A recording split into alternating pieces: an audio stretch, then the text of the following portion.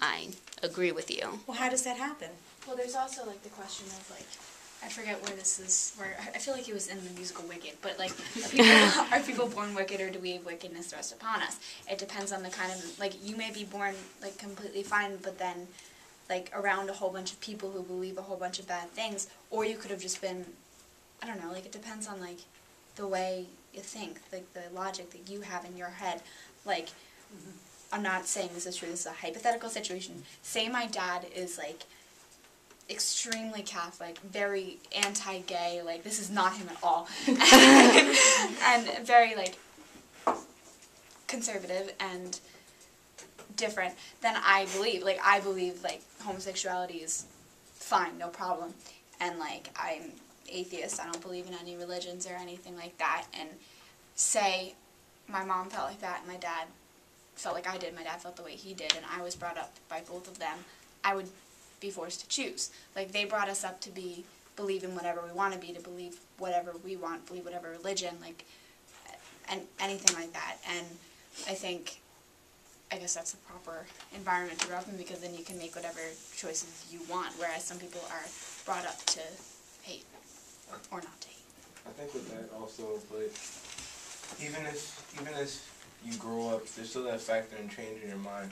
Your parents have like a magnificent amount of pull on you. It doesn't matter what anyone says. Like, you can try to fight against it, but your parents have pull on you. If you want to be this and they don't accept it, you're not gonna try to push for it to the fullest. So even if you grow up, there's still that factor in change in your mind that, oh, if I want to become a Christian, this will go against my ideals and everything I've learned, everything I've done, it will go against that. So why would I do it? What would be the point?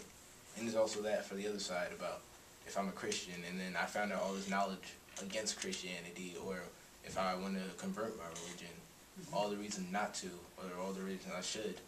But at the end of the day, it's like no one really has like a true mindset, because all our mindsets are created from what we see and what we interact with.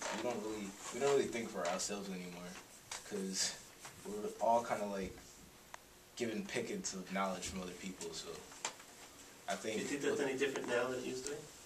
It's not like I don't think it's the fact that if it's new to us or old to them. I think it's the fact that this guy, this Reverend Phelps, whatever this guy's name is, he's not going to change, because he made this mind. I think he tried to fight against that mindset.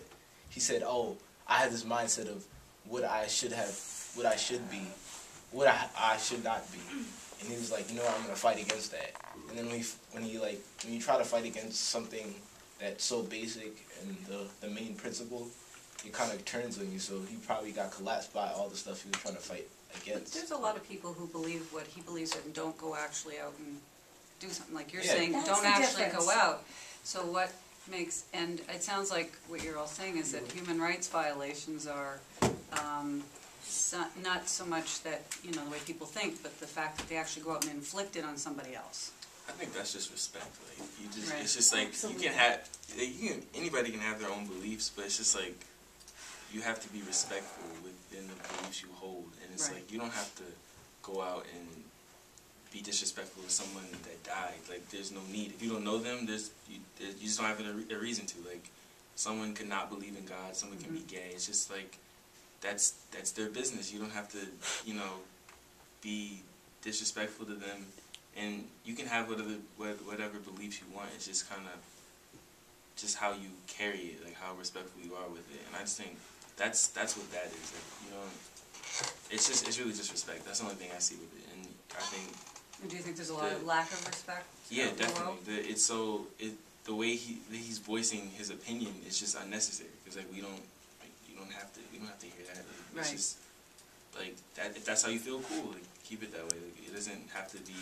You don't have to put so much effort into, you know, spending money, buying a plane ticket to go make someone else feel bad. Like, it's It's just a not. YouTube video. Like, Yeah, there's so many other He's things. done that too. You can find him But on like, YouTube any day. But like, if it was the other way around, and say it was like a group of people been doing bad things, the people that are against it are gonna be picketing like for good. So it's kind of like it's just like how you believe it. And like, say say like people were doing bad things, but they believed it was right, and other people were like, you know, disrespecting them.